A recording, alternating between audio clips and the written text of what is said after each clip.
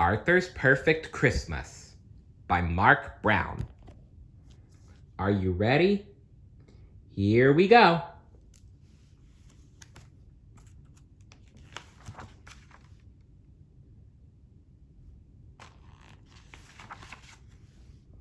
It was 3 days before Christmas, and Arthur wanted everything to be just right. There would be lots of snow, the perfect tree, and a delicious turkey dinner.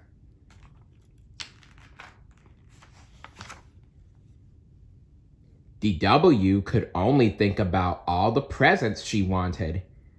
"Arthur," she said, "help me write to Santa. I want Tina the Talking Tabby at the top of the list." At school the next day, Muffy was very excited. "My big Christmas party is tomorrow," she announced. "Muffy, I told you, I can't," Francine began. Muffy wasn't listening. "I forgot to invite George." She ran off. "Ugh, she won't listen," said Francine. "Why can't you go?" Arthur asked. "Every year we have a family Hanukkah party," Francine said, when we light all the candles on the menorah." "Maybe you should tell her again," Arthur said. Francine shook her head. "I've told her 1,000,000 times." At school, Arthur invited Buster to go shopping. "I'm going to bed," said Buster. "My mom woke me up too early this morning. She thought it was Christmas. It's happened every year since my parents got divorced. She cooks special pancakes and gives me all my presents. Then I tell her it's not Christmas yet and she goes back to bed." "Weird," said Arthur. "She's worried that I won't have a good Christmas without my dad," Buster explained. "Oh." At the mall, Arthur found the perfect present for Dad. "Sorry, we're sold out," the salesman said. "How about this olive depitter instead?" "Well, okay," Arthur said. Arthur found a great present for Mom at another store. "The little glass bird I broke last summer. Perfect."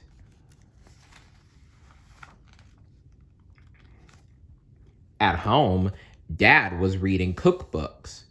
"I'm making a real Christmas dinner," Dad said. "The kind they might have eaten in Bethlehem at the time Jesus was born. Roast lamb, flatbread, and pulse. An ancient Roman dish made with chickpeas." "There goes the perfect Christmas dinner," thought Arthur.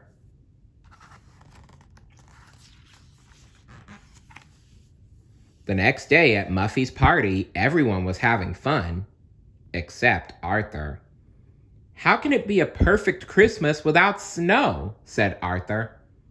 "Well," said the brain, "no one really knows what day Jesus was born. The holiday is in December, probably because that's when the Romans celebrated winter solstice." "I still want snow," said Arthur. "Gather near, royal subjects," Muffy announced. "I, the Princess of Christmas, will now give out your presents. The first one is for Francine Frensky." Muffy looked for Francine. "I said Francine Frensky." But Francine wasn't there. The dreidel stopped spinning. "Gimmel," said Francine. "I win again." The phone rang. "Francine, it's for you," called her mother. "Where are you?" Muffy shouted. "Muffy," said Francine, "I told you I couldn't come because of our family Hanukkah party." "But you see your family every day," Muffy said. "Besides, Hanukkah's not as important as Christmas." "What? How very dare you!" "Hanukkah is important, especially for the Hebrew people. I mean, seriously, Hanukkah's just as important as Christmas, and so is Kwanzaa. Every holiday is important, don't you know? Francine gasped. Well, it is to me. She hung up. Muffy was shocked. Buster, wake up, said Arthur. Huh? Is it Christmas again? Buster asked. Time for pancakes? Maybe you and your mom shouldn't have Christmas, said the brain. It makes you so tired. Buster sighed. But what else can I do? Invent your own holiday, suggested the brain. My family celebrates Kwanzaa, and that was invented for African Americans by Dr. Maulana Karenga. You could celebrate Baxter Day, said Arthur. Buster wasn't so sure. That's actually not a bad idea. When he got home, Arthur couldn't believe his eyes. That doesn't look like a Christmas tree, Arthur said. Yes, it does, said DW. It's beautiful. I wanted something normal, said Arthur, not unicorns and trolls. You can decorate the rest of the tree, Mom said, just the way you want. There goes the perfect tree, thought Arthur. Later, Arthur wrapped all his gifts and put them under the tree. Mom is going to be so surprised, he said. DW came in with cookies, milk, and a bucket. For Santa, she said. Now help me fill this pail with water. Water? Arthur asked. For the reindeer, silly, said DW. Well, you should also have some carrots, in case the reindeer are hungry. Arthur had just climbed into bed when he heard a loud crash outside. Oops, said a voice. Uncle Fred! I thought you were going to Florida, said Arthur. I thought I'd drop off your presents first, Uncle Fred said. And my truck just died. Sorry about the fence. Clumsy me. Arthur remembered how Uncle Fred had broken Mom's tea set last Christmas. You're welcome to stay here, Mom said. Rory, too. Arthur heard barks and growls coming from the living room. Rory and Pal were fighting over Mom's present. Let go of that, shouted Arthur. The box went flying through the air. Arthur made a wild dive and caught the box before it hit the floor. Whew. He decided to put the gift in a safe place. The next morning, DW woke everyone up. Arthur, wake up! It's Christmas! She cried. Mommy, Daddy, it's Christmas! Wake up! Christmas is here! DW stopped in the hall. Santa? It's Uncle Fred, said Arthur. Uncle Fred is Santa? Asked DW. Guess what, Mom? Buster said. It's Christmas. Are you sure? She asked. Yup, December 25th, Buster answered. Time for presents. Time for pancakes, said his mother. Muffy counted her presents. 37. The biggest Christmas ever. Wait till Francine hears. Then she remembered that they weren't speaking to each other. I don't really need makeup, but Francine might like it. But Francine wasn't her friend anymore.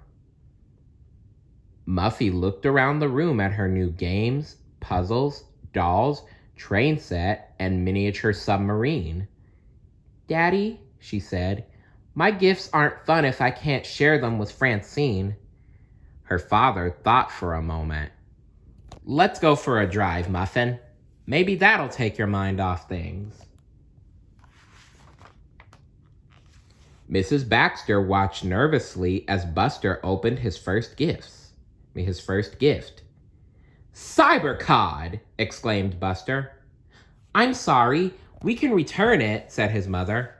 Why? Buster asked. You already have it, she said. I just saw it in your room. No, Buster explained. That's techno trout. Just then, Buster smelled smoke.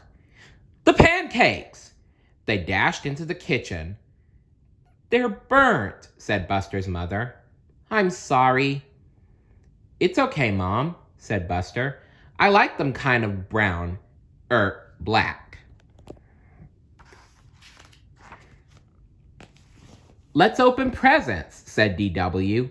I bet Tina is in this one. Wait, don't start without me. Arthur ran upstairs to get Mom's gift. He reached up into the closet, but he was so excited that, crack! Arthur quickly opened the box. The glass bird was broken. Oh no, said Arthur sadly. Oh dear, his gift for Jane is broken. That's awful. Uncle Fred came upstairs to find Arthur. Everybody's waiting. What's wrong? I broke Mom's present, said Arthur. It was the perfect gift and now it's ruined. That's a shame, said Uncle Fred. But Christmas is more than just presents, you know. That's what grown-ups always say, Arthur said. Uncle Fred looked at Arthur's gift card. Well, the day's not over yet, he said. Let's go back down. Francine answered the door. Muffy? Muffy took a deep breath. I'm sorry about what I said, but you're my best friend, and the party was important to me. Come in, Francine said. I want to explain why Hanukkah is important to me. She showed Muffy the menorah. On the last night of Hanukkah, all my relatives come to our house. After our potluck dinner, we say prayers together, and then my father lights all the candles. It really makes me feel like I'm part of something special. I'm so sorry, said Muffy. I should have listened to you. You forgot the best family tradition of all, said Mr. Frensky. What's that? Muffy asked. Going to the movies, Francine answered. Come on. Another Veginator, said Dad. That makes 4. DW had one present left.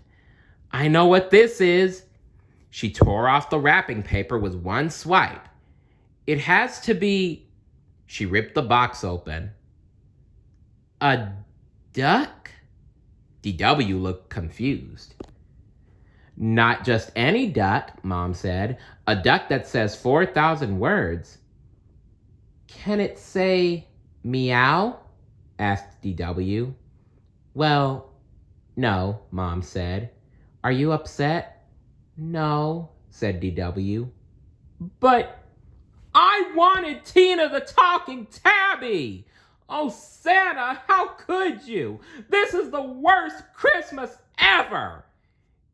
DW stomped around the room and accidentally stepped on the duck. Hello, it said.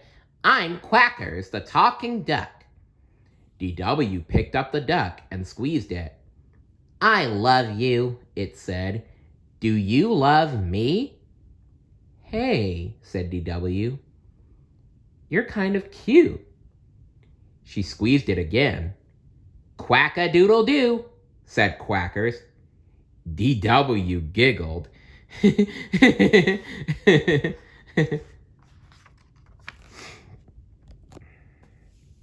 Arthur wished he had a gift for his mother.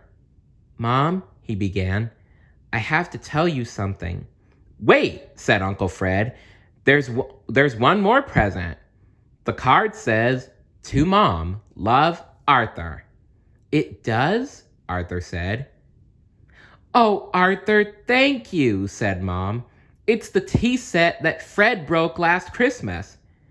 Better keep it away from me, joked Uncle Fred.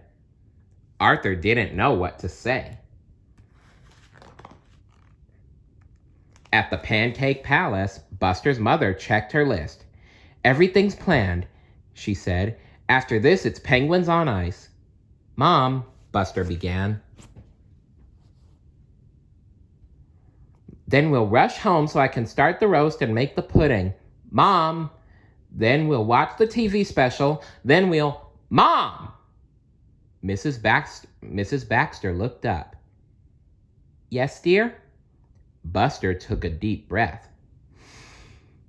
Maybe Christmas can be a day where we just relax. Relax? Said Buster's mother. On Christmas? We could sleep late and eat breakfast and open our presents whenever we wanted. At night, we could just sit outside and look at the stars, and we wouldn't even have to call it Christmas. It could be our own holiday. Baxter Day. Buster's mother smiled. Baxter Day. I love it. Everyone at the Reed's house was stuffed, except for Arthur. Dinner was great, said Arthur. More halva, please. Arthur, I love this olive depitter, said Dad. It's so useful. Good news, said Uncle Fred. My truck is fixed, so Rory and I will be going to Florida after all. Arthur and Uncle Fred went to get his suitcase. The tea set was your present for Mom, wasn't it? Arthur asked him. Yes, Uncle Fred answered, but it was a lot nicer coming from you. Everyone waved goodbye. As Grandpa Dave backed out of the driveway, he hit the other half of the fence. It fell over with a crash. Oops, called Grandpa Dave.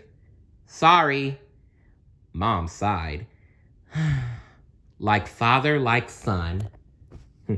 Like father, like son, indeed.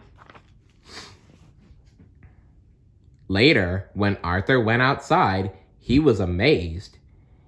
It's snowing, he shouted. This is a perfect Christmas. Arthur Reed, D.W. yelled. You'd better come inside before you catch pneumonia. That's pneumonia, D.W.